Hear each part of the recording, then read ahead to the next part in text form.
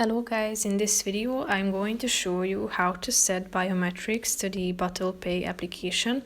But first I just want to mention, don't forget to subscribe to my channel, because at 10,000 subscribers I am going to show you my whole YouTube revenue statistics and growth strategy, how to make money online. So let's jump into it. First of all, open the application on your phone, enter your set PIN number, and then you should tap on this settings button down below in the right side corner of the screen.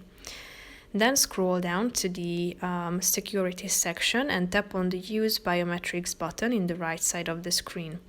As you can see, you can enable biometrics to log in instantly, quickly and securely log in using your fingerprint or face ID without having to enter your password.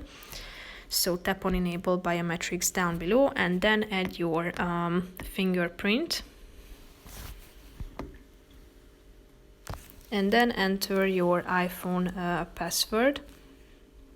As you can see, it has been set. So if you open the app once again, you will be required to add your Touch ID. So if you want to turn it off, just come back to this section and tap on this button again and it will be turned off automatically.